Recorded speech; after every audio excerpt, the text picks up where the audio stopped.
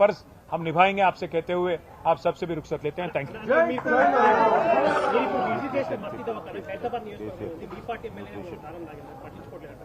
మా party MLA ఉంటే మా పార్టీ ఎమ్మెల్యే పేరు కాంగ్రెస్ స్టార్ క్యాంపెయినర్ లిస్ట్ ఎందుకు వచ్చింది?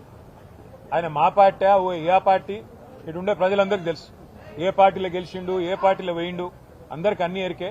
అంత పిచ్చోళ్ళు ఎవరు లేరు. కాంగ్రెస్ వాళ్ళు అనుకున్నంత పిచ్చోళ్ళు తెలంగాణలో ఎవరు లేరు. మా పార్టీ ఎమ్మెల్యే పేరు కాంగ్రెస్ స్టార్ క్యాంపెయినర్ లిస్ట్ ఎట్లా వస్తుందా?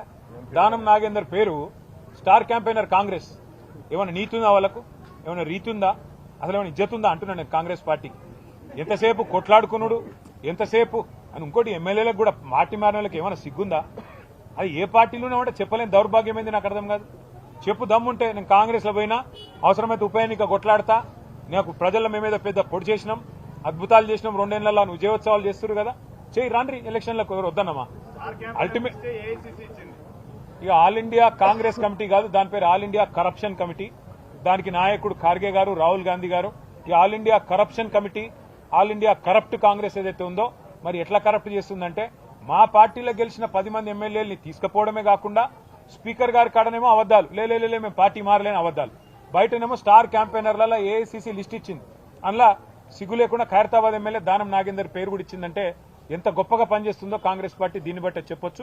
కానీ ఈరోజు కాంగ్రెస్ పార్టీ కంటే కూడా మేము కోరేది మళ్ళొక్కసారి ప్రజల ఆరోగ్యాలు పట్టించుకోండి. టిమ్స్ ఆసుపత్రుల నిర్మాణం వెంటనే పూర్తి చేయండి. లేకపోతే ఒక్కొక్క టిమ్స్ ఆసుపత్రి దగ్గర 1000 మందితో తొందరలోనే ధర్నా కార్యక్రమం పెడతాము. ఇంకా హైదరాబాద్ లో ఇవాళ ప్రజల కష్టాలు గమనించండి. 350 బస్తీ దవాఖానాలు ఏవైతున్నాయో వాటికి రండి. ఇవాళ దవాఖానాలకే సుస్థి చేసే పరిస్థితున్నది. అక్కడ ఉండే సిబ్బందిని పట్టించుకోండి. 4-6 నెలలు జీతాలు ఇవ్వకపోతే వాళ్ళు ఎట్లా బతుకుతారు? ఇది మా పార్టీ తరఫున మేము అడుగుతున్న ప్రశ్న. హైదరాబాద్ అంతటా చేసిన ఈ కార్యక్రమాన్ని కొనసాగిస్తాం. వాళ్ళకి న్యాయం జరిగేదాకా పోరాడతాం. Thank you.